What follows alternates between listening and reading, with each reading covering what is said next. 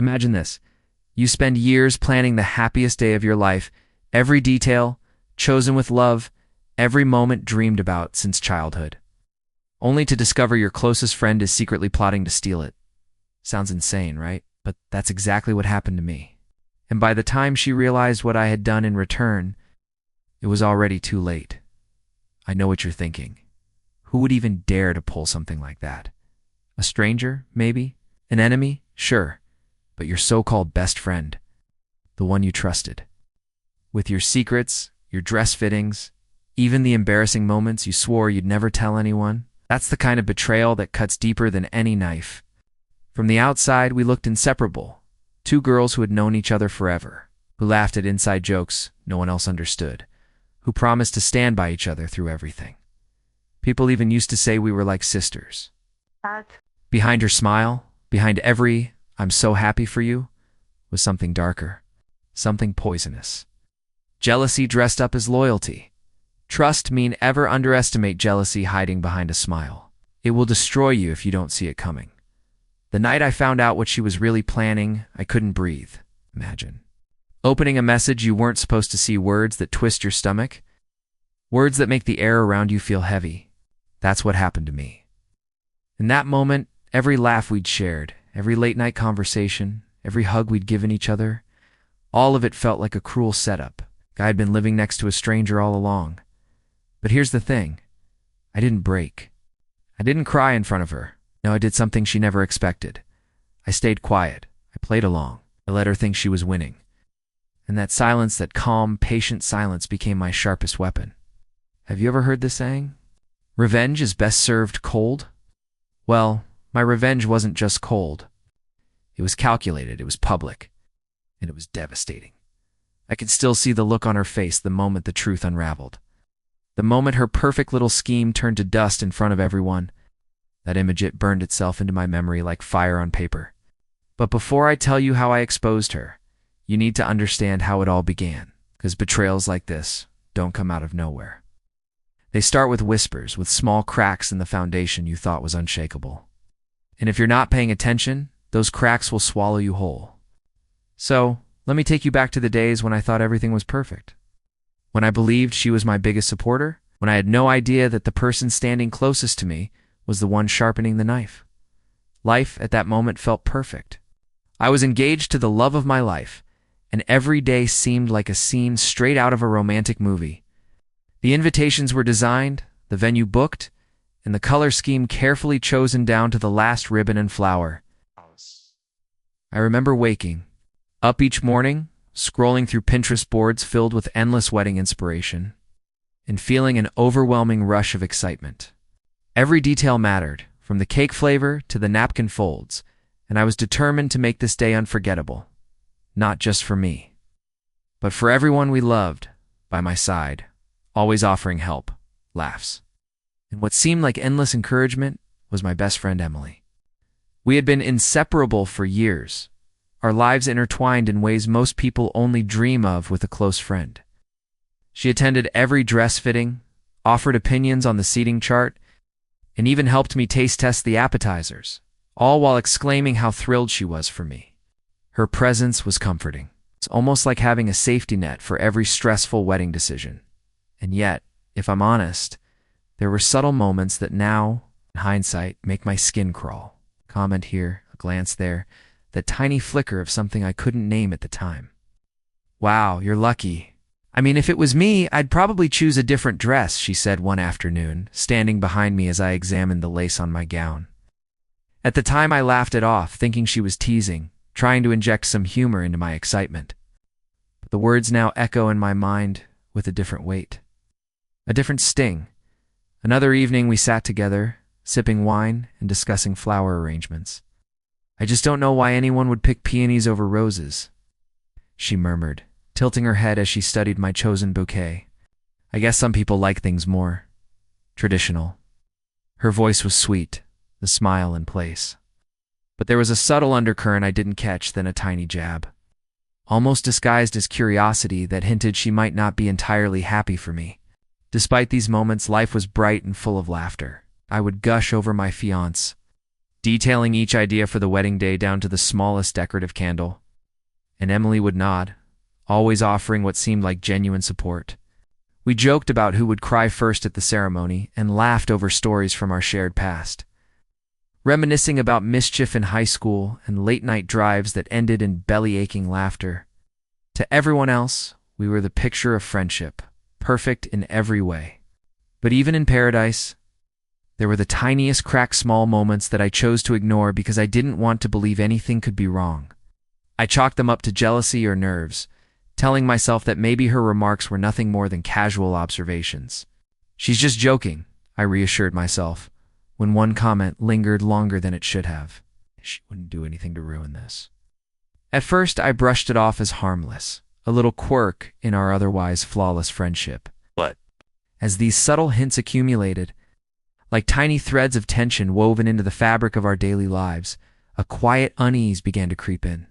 I should have noticed then the way she lingered a little too long in the florist's shop, or the way her eyes followed my fiancé fraction too closely during planning meetings. I should have known better. And yet, I didn't. I let myself bask in the happiness, in the illusion of safety and loyalty, completely unaware that beneath the surface, something much darker was stirring, something that would soon erupt in a way I could never have imagined. At first, the little oddities seemed harmless, almost amusing. Emily started showing up everywhere, sometimes when I hadn't even invited her. She insisted on accompanying us to vendor meetings, citing how helpful it would be to have another opinion. At first, I thought she was just being thorough, maybe even genuinely excited for me. But the frequency, the intensity, it began to feel unnatural. She lingered at the flower shop, smiling too widely at the florist, and I caught her glancing at my fiancé with a look that was just a shade too attentive, too invested. Then came the subtle but unmistakable attempts to insert herself into moments that were meant for just the two of us. At a cake tasting, she laughed a little too loudly at my fiancé's jokes, leaning closer, brushing her hand against his in a way that felt deliberate, calculated. I brushed it off at the time, telling myself I was being paranoid he could never betray me, and Emily was my best friend. Yet something in my gut whispered otherwise. You know, I'd probably pick a different cake if it were me, she said one afternoon, tilting her head as she studied the tiered options. I guess I just have a different taste. Maybe I'm overthinking. Her voice was syrupy sweet, soft as honey, but laced with an undercurrent that pricked my skin. I laughed nervously, nodding, but the words lingered. Like a shadow stretching across a sunlit room, she began making excuses to be involved in nearly every aspect of the wedding planning. She needed to see the dress alterations, had connections with the photographer, offered to coordinate seating charts. Even when I politely declined, she persisted, framing it as concern or excitement. Each time, she smiled that infuriatingly calm smile, the one that made you trust her without question. I wanted to believe it, but a small, nagging doubt began to take root.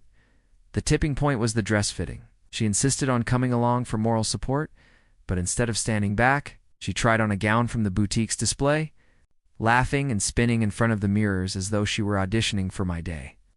My chest tightened, a cold sweat prickling along my spine. There it was, the first real evidence that she was testing boundaries, probing, seeing what she could get away with, and flirting. Oh, the flirting, it was subtle, almost imperceptible at first. A lingering glance here, a brush of the hand there, a laugh at jokes that weren't even funny. I tried to rationalize it. Maybe she was just excited. Maybe she was being playful. But something about it felt predatory, as though she were staking her claim. It's quietly marking territory I didn't even know she intended to invade. You ever get that gut feeling someone isn't who they claim to be? That was me. Every single day. That silent, gnawing suspicion that makes your chest tighten and your mind race. I could feel it. A persistent itch I couldn't scratch, warning me that something was deeply wrong.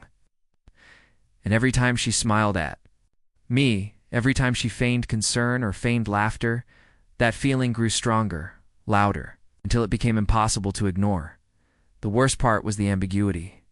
Emily was terrifyingly skilled at hiding her intentions behind warmth and familiarity. She could act like my staunchest supporter, my confidant, while simultaneously undermining me in ways that were invisible to anyone else. I started noticing patterns.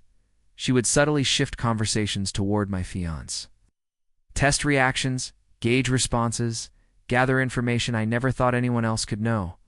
By the time the first seeds of doubt were planted in my mind, I had already begun to observe her carefully, every movement, every comment, every smile. And that was when the unease became undeniable. She was no longer just a best friend. She was a threat, a quiet, calculated, ever-present threat. I couldn't share my suspicions with anyone, not yet. If I let the fear show, if I acted rashly, she might sense it, and that would ruin everything. So I kept smiling, kept laughing, kept planning, all while watching her from the edges of my vision, calculating my next move. Little did she know, the closer she got, the closer she walked toward her own undoing.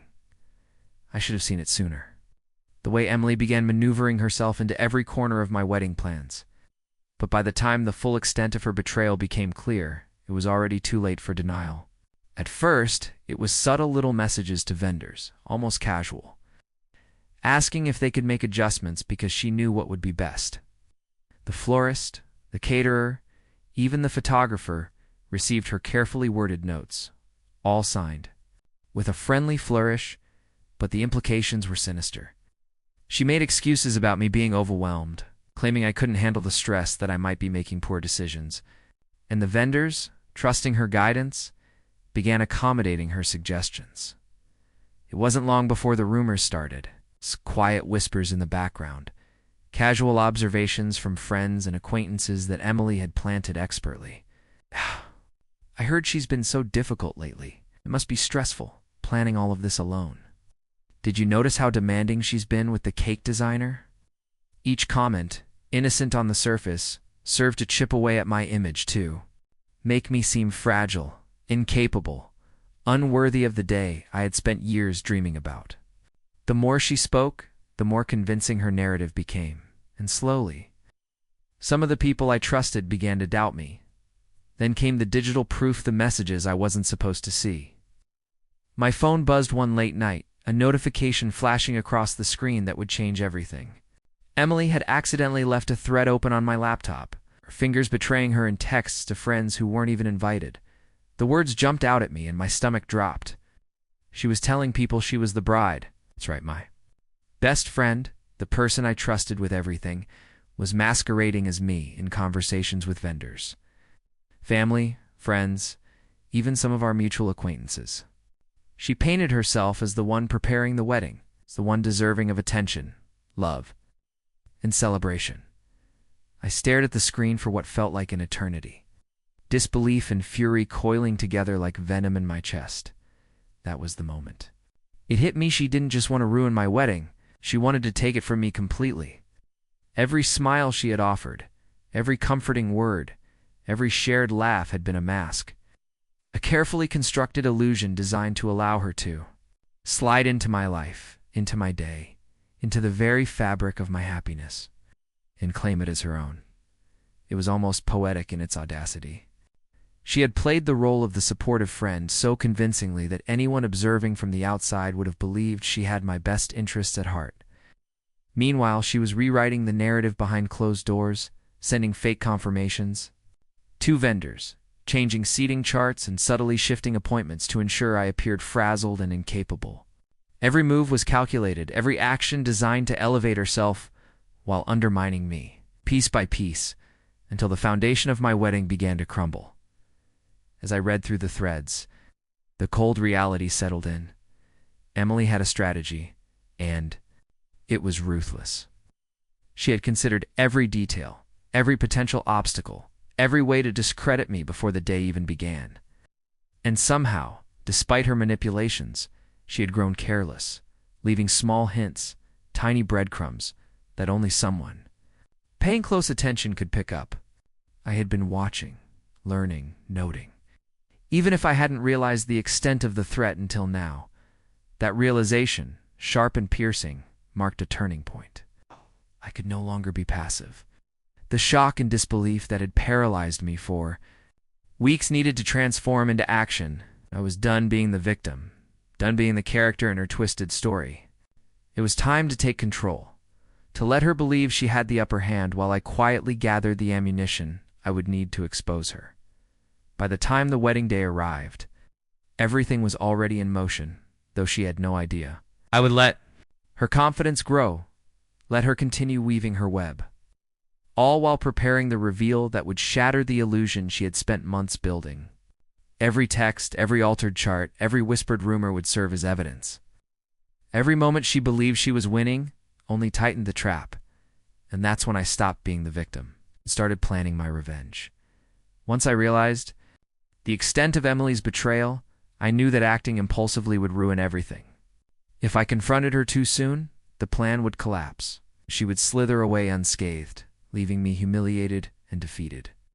No, this required patience, calculation, and above all, evidence.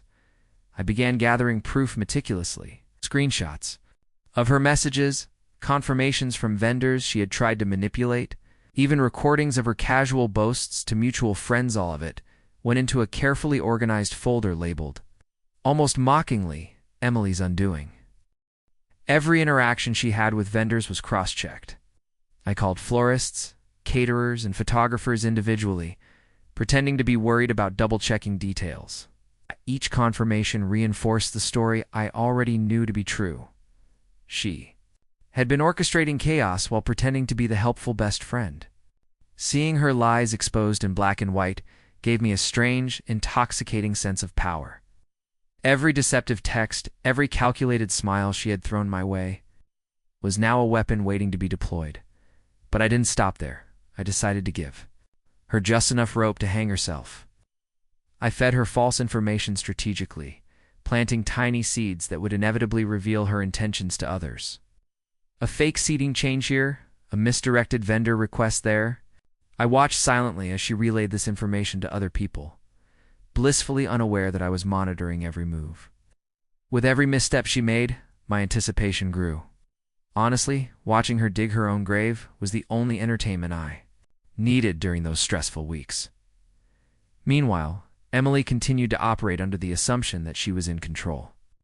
She was still charming, still smiling, still offering helpful advice to my fiancés and family. To the outside world, she appeared innocent, supportive, even endearing. But I could see through the cracks in her performance. The way she hesitated for a fraction of a second when delivering a manipulated message. The little smirk when she thought no one was watching. It all told me she was overconfident, and overconfidence, I knew, was her undoing. Every day I rehearsed. The timing of the reveal in my mind. The confrontation needed to be public, undeniable, and emotionally devastating. I visualized the exact moment the vendors would confirm her lies. The expressions on the faces of our friends and family as the truth emerged. The helpless panic on her face as she realized that her carefully constructed facade was crumbling. It was a scene that played over and over in my imagination, each iteration more satisfying than the last, and yet I maintained the appearance of calm. I smiled at her jokes, nodded at her suggestions, and even pretended to rely on her input from time to time. She never suspected a thing. To her, I was still the naive, overwhelmed bride, completely unaware of the chaos she had sown. Every casual compliment she gave, every reassuring touch on my shoulder, every "I'm just trying to help" comment fed her illusion that she was winning. And the best part? She never suspected a thing. I even began dropping subtle hints to others, planting curiosity and doubt in their minds without revealing the truth prematurely. Vendors, family members, and even our closest friends started paying attention, noticing discrepancies and questioning odd behaviors. Emily's web was unraveling thread by thread, and the only person oblivious to the impending disaster was her. Those weeks were tense, filled with an intoxicating mixture of dread and anticipation. Every text, every interaction, every smile was a test, a way to measure her confidence and ensure she would take the bait perfectly. The balance between patience and action was delicate. One misstep, and the moment could be ruined. I had learned to read her like a book, to anticipate her next move before she even thought about it. And as I watched her orchestrate her own downfall, I realized that revenge, when executed with precision, could be far more satisfying than justice alone. By the time the wedding day arrived, everything was in place. Every piece of evidence had been secured, every trap had been set, and every participant had been subtly primed to react exactly as I intended. Emily's arrogance had blinded her to the fact that the moment of truth was coming, and she was completely unprepared. I could feel it in my bones. The culmination of months of deception, manipulation, and careful observation was about to explode. And the best part, she never suspected a thing. The day had finally arrived. I woke before the sun, heart pounding, with a mixture of excitement and a quiet, controlled anticipation. Every detail of the venue looked perfect. Soft sunlight streaming through the large windows, flowers meticulously arranged, ribbons fluttering gently on the chairs, and the faint scent of fresh roses lingering in the air. Guests began to trickle in, dressed in their finest, smiles bright, unaware of the storm about to unfold. My fiancée stood by my side, calm, supportive, and utterly unaware of the drama that had been silently brewing behind the scenes. Emily, of course, was already there, arriving early under the pretense of helping with last-minute touches. She flitted from table to table, offering suggestions and approving minor adjustments with a smile that now seemed more sinister than friendly. She lingered around my fiancé, laughing at his jokes, leaning a fraction too close, speaking in that airy, sugary tone that had once been comforting. I caught sight of her through the corner of my eye and felt a surge of both anger and dark satisfaction. Every movement she made, every misplaced confidence, was a step closer to her downfall. The guests took their seats, chattering softly, unaware that the most dramatic moment of the day wasn't going to come from the vows themselves. It was about to come from me. The officiant began speaking, welcoming everyone and setting the tone for the ceremony. Everything seemed ordinary at first. The laughter, the smiles, the gentle clinking of glasses. And then I leaned into the microphone, my voice steady, quiet, but carrying across the room. "Excuse me," I began, catching everyone's attention. "Before we continue, there's something that needs to be said." A murmur swept through the crowd, confusion and curiosity mingling in the air. I let my gaze settle on Emily, who froze mid-smile, her eyes flickering with uncertainty. "I know this might be shocking," I continued, holding up my phone to display a series of screenshots, "but my so-called best friend has been lying, manipulating, and attempting to take this day from me. Every vendor, every friend, every piece of planning she interfered with, there's proof." Gasps spread through the crowd. I motioned to the florist, who stepped forward to confirm what had happened. "Yes," she said firmly. "She sent me multiple messages trying to change the arrangements without the bride's knowledge. She even claimed the bride was too stressed to make decisions herself." The caterer nodded, recounting similar experiences, and the photographer added, "She tried to convince me she was the one coordinating everything." I was confused at first, but the evidence is clear. Emily's face turned pale, the mask of calm slipping for the first time. I don't know what you're talking about," she stammered, voice shaking, but it was useless. The room had already shifted against her. Friends whispered to one another, their disbelief growing with every confirmation. I held up one final piece of evidence, a group chat she had started, pretending to be me, claiming to be the bride, planning her own version of the ceremony. She had left it open on her tablet by mistake, and I had saved every single screenshot. The images flashed on the screen, and I could see the color drain from her face, the carefully constructed confidence collapsing in real time. "You thought you could take my wedding from me?" I asked, voice calm but edged with fury. "You thought I wouldn't notice? That I would just smile and nod while you tried to steal everything?" Tears welled in her eyes, but it wasn't the kind of remorse one might expect. It was pure panic. Desperation. "Please, it's not what it looks like," she pleaded, but the crowd was already murmuring. Stunned by the audacity of her betrayal, I took a step closer, feeling the weight of every suppressed hour of fear, suspicion, and quiet plotting.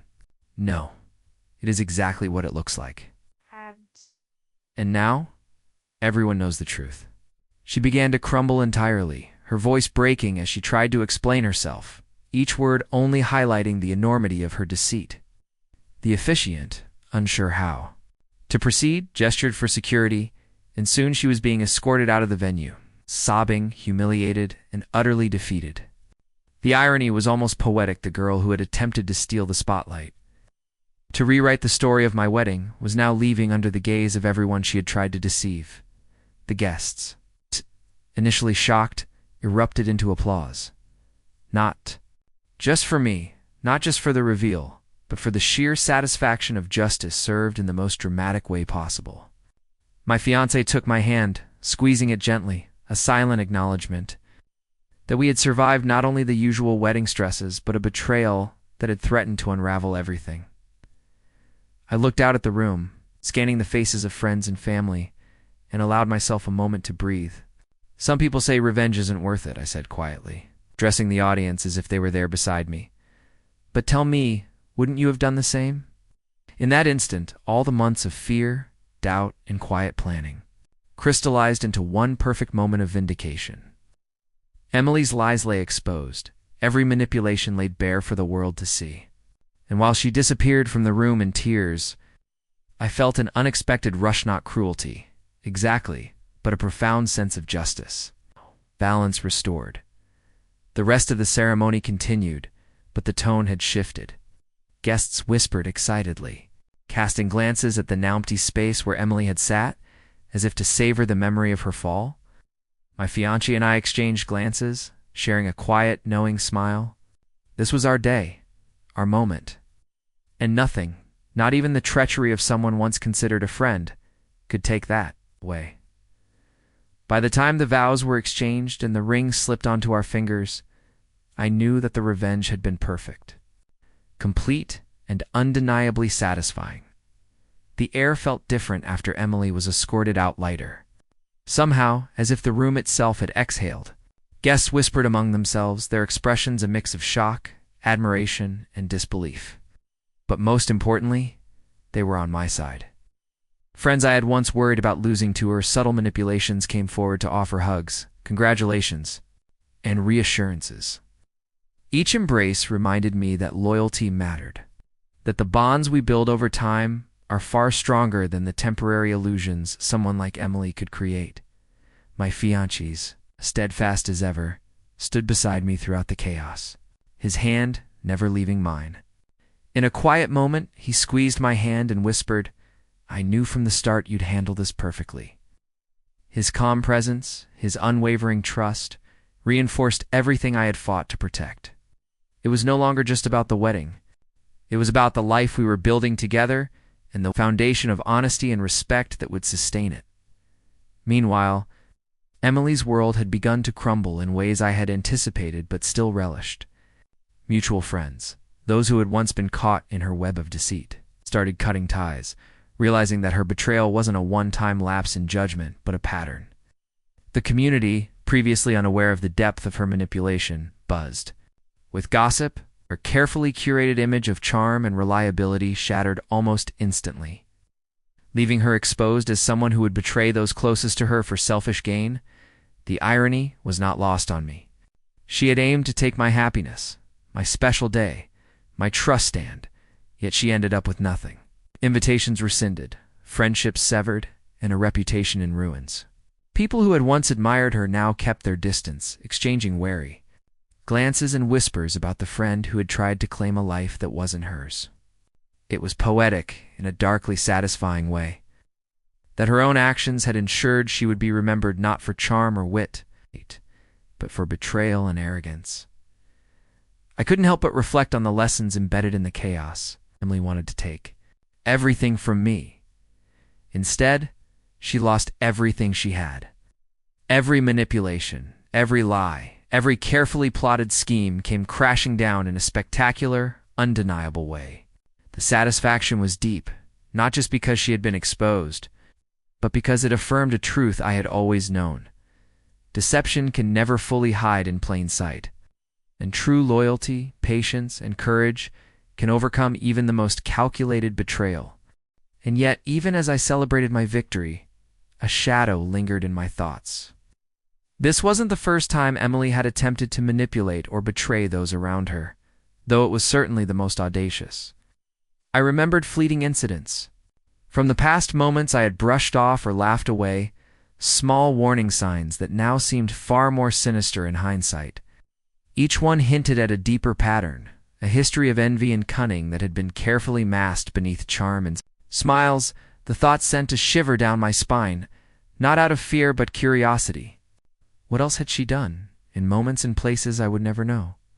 What other subtle betrayals had she orchestrated before this one, and how many more would she attempt if given the opportunity?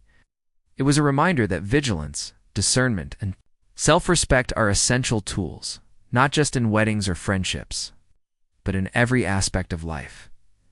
As I stood there, taking in the support of those who truly mattered, and savoring the triumph of exposing a betrayal for all to see, I allowed myself a quiet, dark smile. Justice had been served, the wrongs corrected, and my wedding remained intact, not overshadowed, but gloriously, undeniably mine. Yet the lingering questions, the echoes of past misdeeds, kept a tension in the back of my mind. Was a subtle warning, one that made the victory even sweeter and the lessons sharper. Because revenge, when executed carefully and with precision, doesn't just punish, it teaches, it clarifies, and it leaves an indelible mark, both on the perpetrator and the one who stands firm in the face of deceit. I used to believe that betrayal was the worst pain a person could endure, the raw, twisting ache of discovering that someone you trusted more than anyone else had been plotting against you all along. But now, watching Emily walk out of that venue, her carefully curated image in tatters, her arrogance replaced by sobs and humiliation, was the sweetest relief I've ever known. It wasn't just about reclaiming my wedding day. It was about proving to myself and to the world that deceit and envy have consequences. That no matter how subtle, no matter how skillful, betrayal cannot hide forever. The irony of it all wasn't lost on me. The friend who had pretended to be supportive, the one who had feigned excitement and loyalty while undermining me, had thought she could control the narrative. She thought she could manipulate everyone around her, twist perceptions, and claim what wasn't hers. Yet in the end, she had done nothing but weave the rope she would hang from. And I, silent, patient, observant, had simply waited for the perfect moment to let it all unravel. Be careful who you call your best friend, I remind myself, and now I warn you too. Because sometimes the people standing closest to you aren't the ones who will protect you. They're the ones quietly sharpening the knife, waiting for the right moment to strike. It's a bitter truth, one that tastes even sweeter when justice is served with precision. When the world witnesses the full measure of betrayal and the power of cunning patience, and yet, even as I celebrate my victory, a shiver runs down my spine. There's a lingering thought that refuses to let me rest, a whisper in the back of my mind reminding me that the story of betrayal rarely ends with a single act. Some people, like Emily, aren't content with just one conquest, one manipulation, or one stolen moment. I've caught glimpses of patterns, fleeting hints in conversations and behavior, that suggest this isn't her first betrayal, and, if history is any guide, certainly won't be her last. So as the applause faded and the day returned to its ordinary rhythm, I allowed myself a small, knowing smile. The revenge was complete, the lesson delivered, and yet the world remained full of opportunities for both deception and retribution. And if you think this was my only revenge story, you'd be dead wrong, because in life, betrayal never truly disappears. It just waits for the next moment, the next unsuspecting victim, the next story. And when it strikes again, I'll be watching. The stage is set. The players are in motion. And one thing is certain, the next act will be just as ruthless, just as satisfying, and just as unforgettable. And with that, the story closes for now, but only for now. The darkness lingers, the suspense remains, and the world waits to see who will be next.